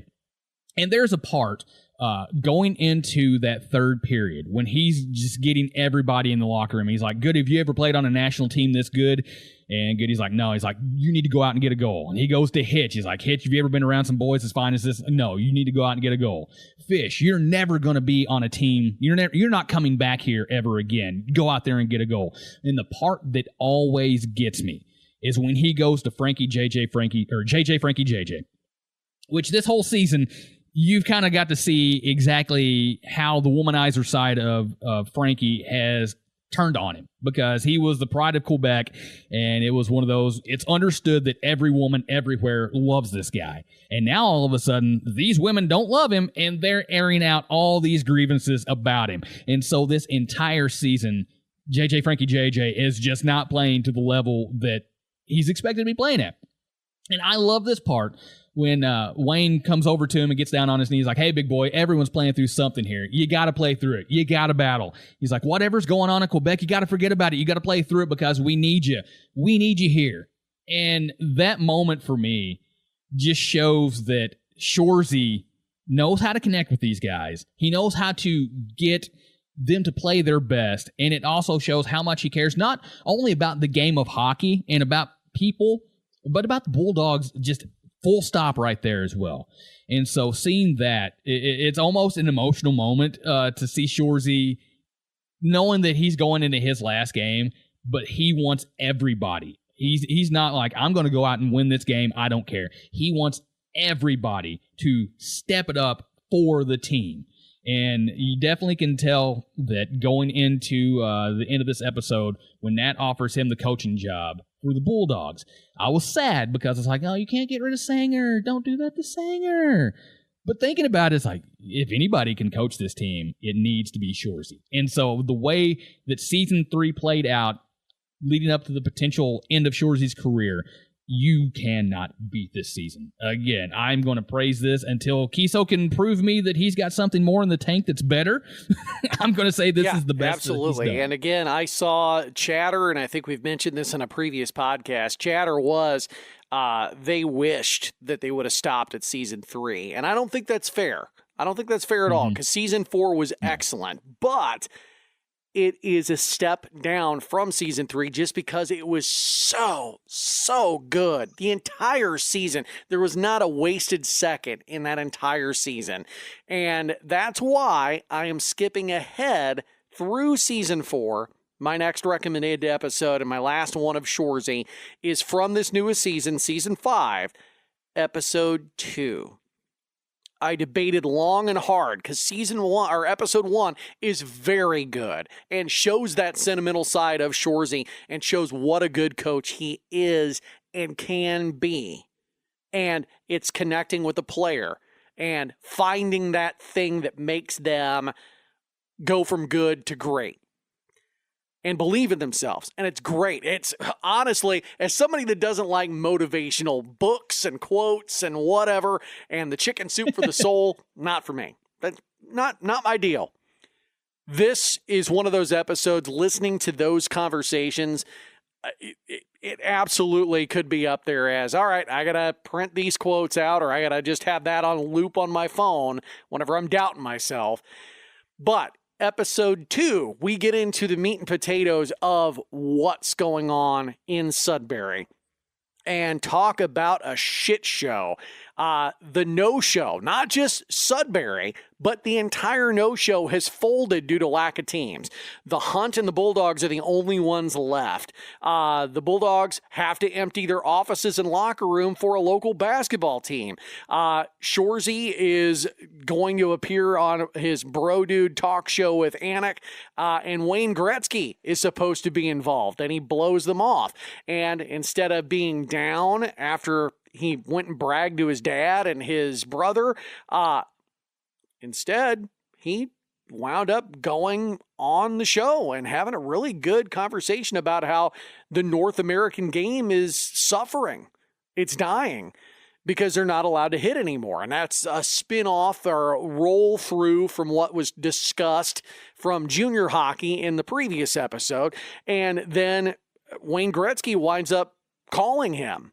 And he gets to talk to Gretzky. And, of course, that's the idol, the god, the GOAT.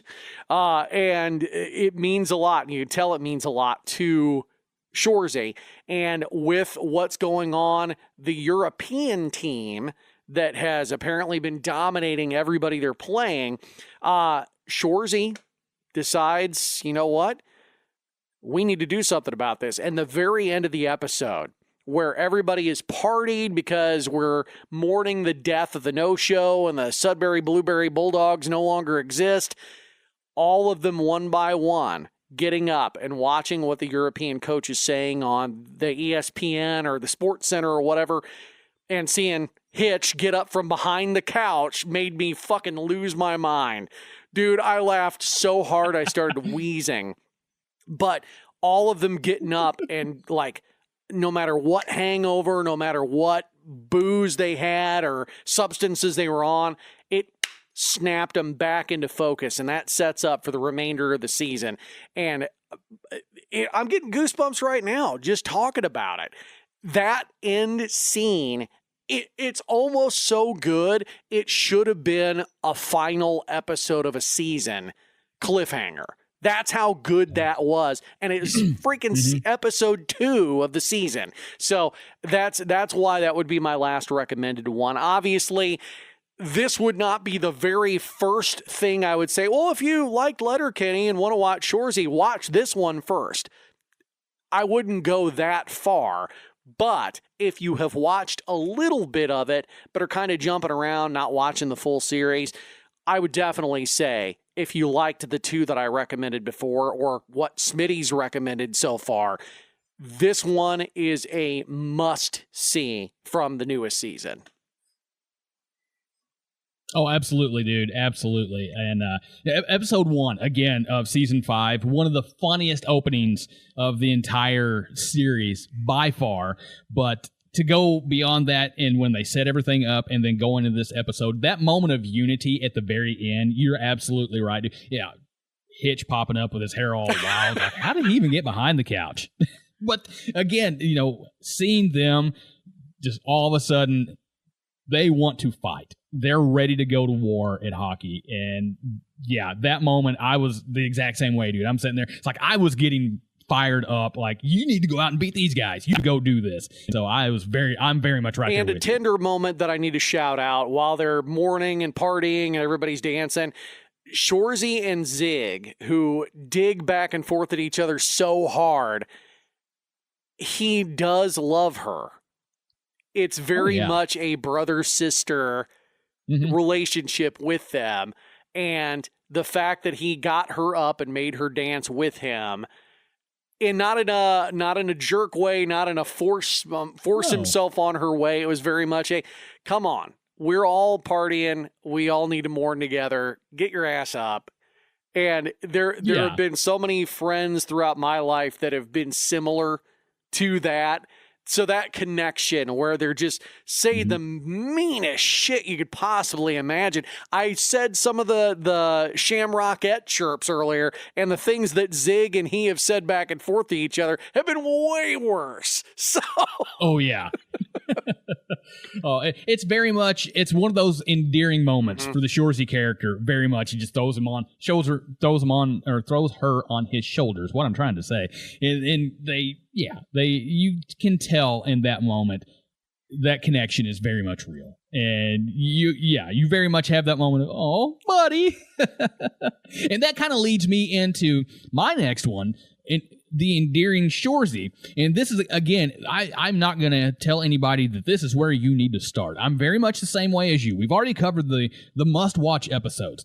But this is an episode for me in Shoresy that shows a bit of a different side of Shoresy, and this is going back to Season 4, Episode 5. It's called Reset the Tone, where basically Shoresy's trying to get everybody ready to go again. He realizes that, they've been partying a little too hard, they've been celebrating too hard, they're worrying too much about Weird Sudbury and things like that, and Shoresy himself is also very much in this moment of trying to figure out what he wants to do post-hockey. He's been mentoring these guys with the Blueberry Buddies, which I think is phenomenal in how this episode comes to be. This episode, it's very much established that Shoresy loves Laura. And he had a chance to sleep with one of the players, the younger mentors' moms. I mean, she was 100% throwing herself at him. And there was even that moment where you think he's going to go in there with her, that I was watching the show and I'm going, Shoresy, don't do it. Don't do this. You love Laura. And then it cuts to him going. My wife was very much in that same boat. She did in the movie theater. No, don't go in the room. Mm-hmm. Watch out behind you. Right. It was very much one of those, and I was internalizing it a little more, but she actually let it slip out loud. So definitely, we were all rooting for Shoresy and Laura. Right. And I was so very relieved when they cut to that next scene and he's going up to Laura's house. And I literally had a moment, I think I paused it and go, thank you, Shoresy. Because I was like, you can't do this, because the way that he has gone after Laura, it's two parts. Very much, he is in love with this woman, and he is showing her everything he would do. These quotes throughout the entirety of the series, him saying the lengths he would go to do something for her, to be there for her, because he loves her that much. And it's also showing he relates it to the kids. It's like, this is what you have to do to step up. This is what you have to do to prove that you're ready for this. He's getting the kid ready because he wants to go sing a song for Maria. He's trying to get him built up, and that the scene where they're all singing karaoke together in Shoresy's apartment, dude, I lost it so much in that, and I think I backed it up 2 or 3 times just to watch it over and over. But the message that he's trying to get across is like, it doesn't matter how you feel about this, how you feel about this, it's what they feel.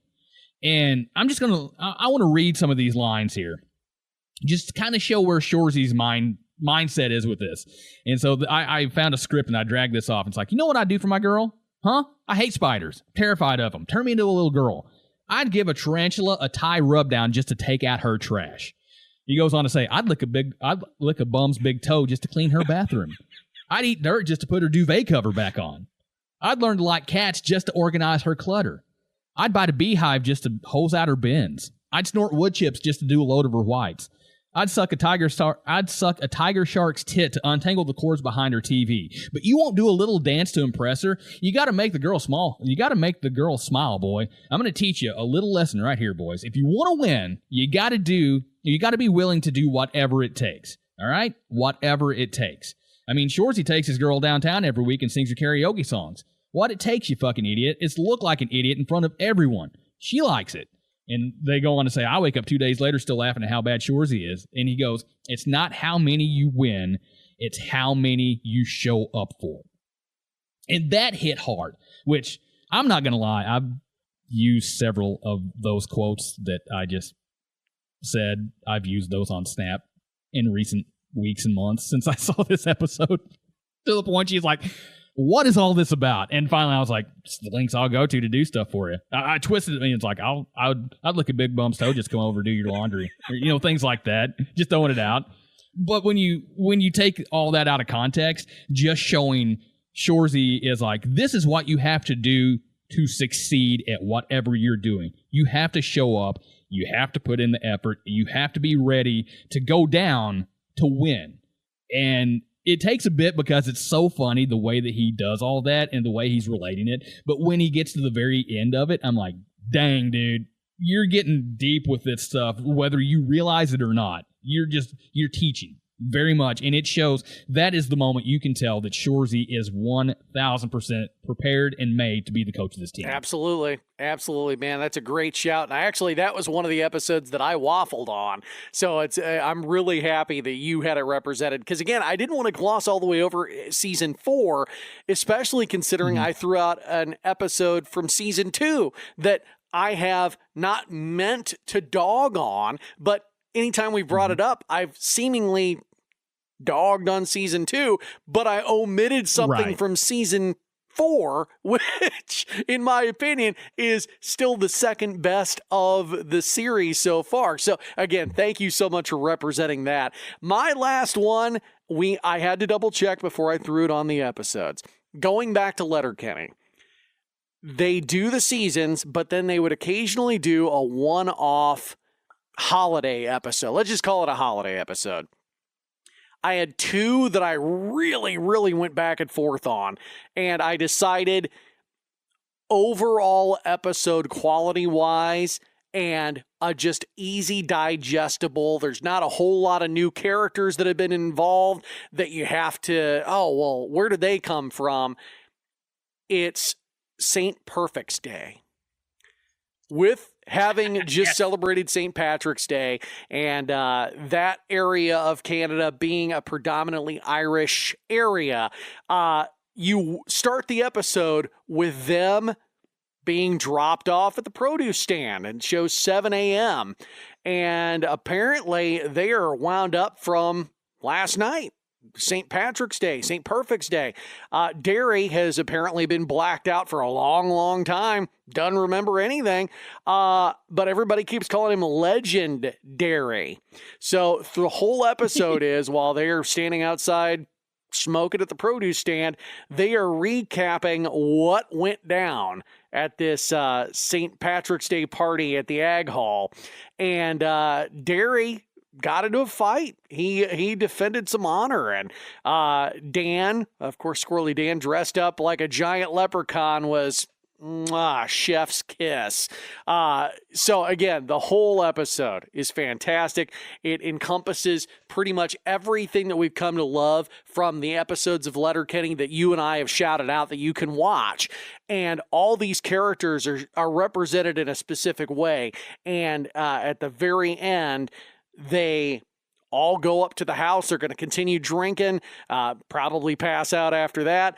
And Squirrely Dan gets to do a heel click in the air, and he gets to put on his little leprechaun hat. And that's, again, I just love these guys. And I'm so sad that the series is over. But again, I just hope that more of these characters that have not filtered into another Keeso project get brought in a little bit more going forward. Oh, dude, absolutely. And one of the moments in that episode that gets me every single time is how genuinely happy Squirrely Dan is when he sees the Pitter Patty suit there on the ground, and he puts it on, and it comes from the ground up, and you see him in this suit. He's just smiling as big as he can, doing one of these numbers. Thumbs in the overall straps. It's fantastic. It's Dude, it's a thing of beauty, and again, it puts a smile on your face, because even though there's a fight in this one, it's not like the the bad guy has a chance to win or anything like that. All of it's so happy. And it's one of those. It's you've been in a bar. If we were in our college years, you saw the fight, you wondered what was going on, and a lot of times it was, well, I remember one concert. There was a show at a bar. You and I were there. I pulled you out of the way of the fracas. Yeah, that's a happy memory there of booze-fueled night that I wouldn't give up for anything. I have no idea why the hell it happened, but I pulled you out of the way of a fight. So, again, one of those similar scenarios, and you get to recap it later on, similar to a pirate hook conversation that we've had on the podcast. So yeah, that is my last one, the St. Perfect's Day of the recommended shows from the Keesoverse. And that's a great one to wrap up on because, again, it may not be the most indicative of what Letterkenny is all about, but it shows you how much all of those main characters care about Letterkenny and care about one another. The unity that they have in that episode that's one of the better instances of it, I believe, in this show. So you nailed that one absolutely. And yeah, I might have to go back and watch that just because we're so close to St. Patrick's Day. I haven't seen it in a hot minute. Well, I'm going to wrap up as well with Letterkenny as my last one in the...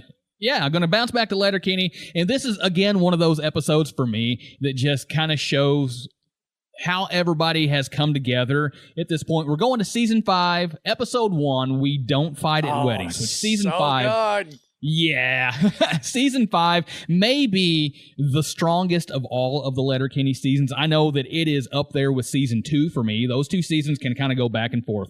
But this one, the first episode of this, you've got Wayne and Tanis now having their chance to be together. You know, Rosie is gone for a while, kind of gives him the hall pass, so to speak. They're getting ready for Ron and Dax's non-summer wedding, and they're so happy about that. I love the riffing on Moist at the table. Just bouncing back and forth and making everything awkward, but hilarious at the same time. Just the way that the show can kind of just keep running with something and not fully pound it into the ground, but it runs a good amount of time and just riffing on that. And it's one of those where very much is a unity sort of thing because you see the city idiots that harass the crew, and Wayne constantly reminds them they don't fight at weddings.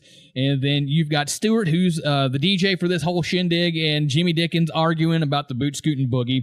And that quote, and I've copied and pasted it in here because how fired up Jimmy Dickens gets over the boot scooting boogie. He's like, I hope it wouldn't come to blows over a boogie, but I'll damn well go to blows for the boot scooting boogie. The way that he says that, just towering over Stuart, I laughed so hard. And it's such a throwaway line. There's no reason, no need for it to be that funny. But the way that he is so intense about this, I can't not laugh.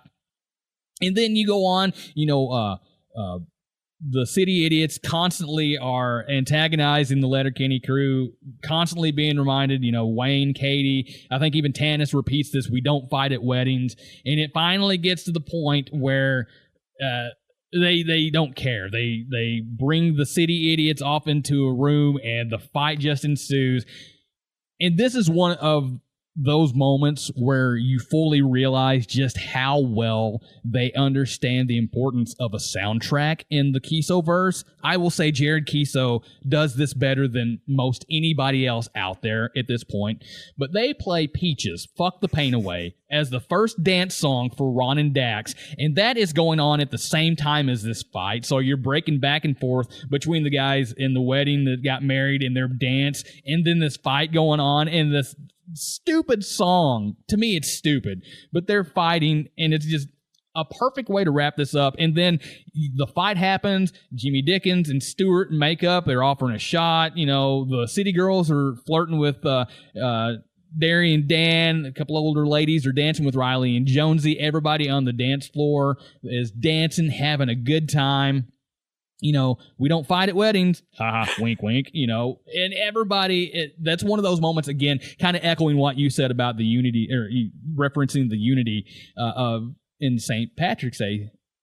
St. Happy's Day. St. Perfect's Day. Day. You'll get I'm going to there. spit it out eventually. I believe in you. My brain is going faster than my mouth tonight.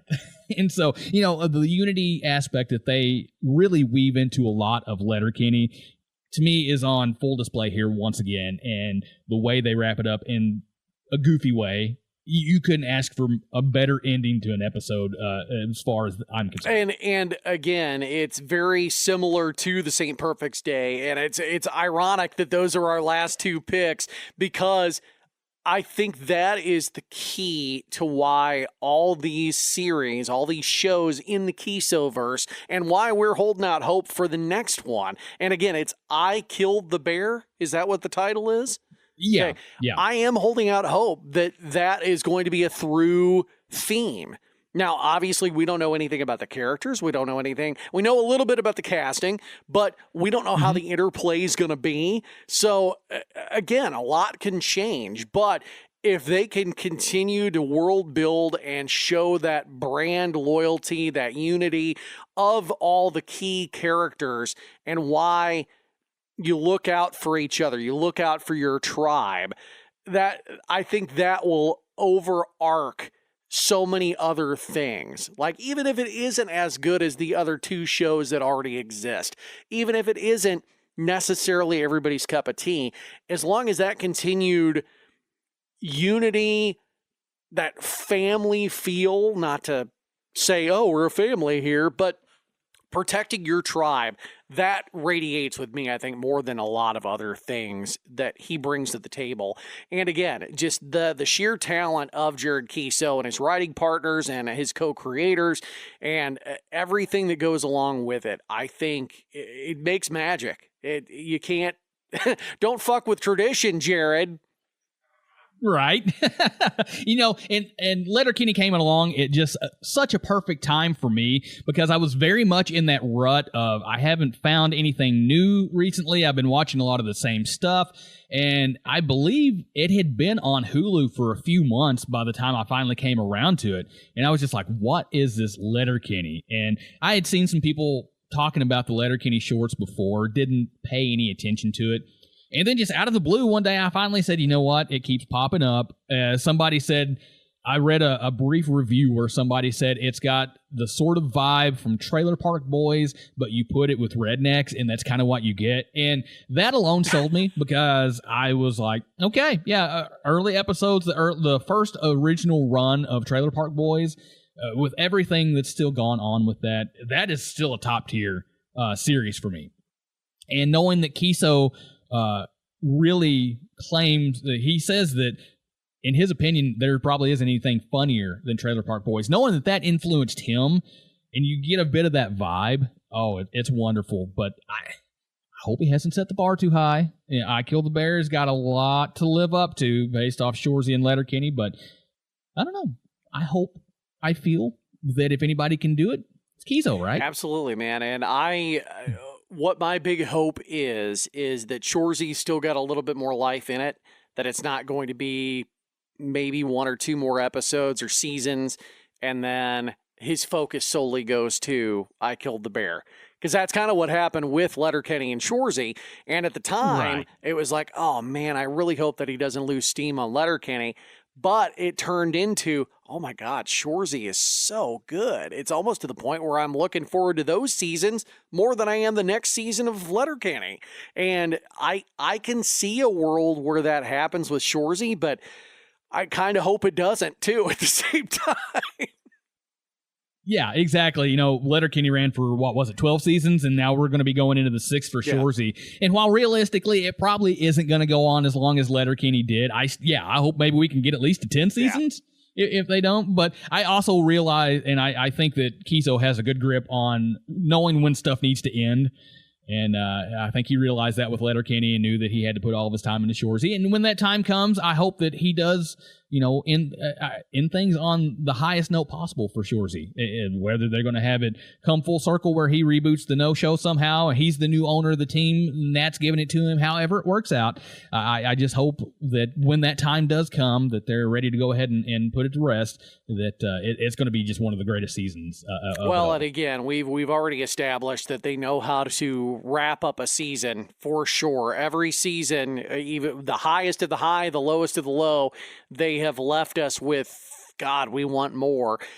So I have every belief that when they decide that the time has come, and hopefully it's by their own hand, it's their decision to put an end to it, they go out on top and they do the opposite. Instead of leaving us wanting more, they wrap it up in a nice tight little bow and they leave us happy. And until it doesn't happen, that's how I'm going to leave believing it. And again, hopefully our recommendations are going to tick all the boxes that you are looking for if you want to give this Keesoverse a try, or even if you're already invested in the Keesoverse in some capacity, go check these out. I know for me, there are several of these episodes I haven't seen in 2 years, maybe more.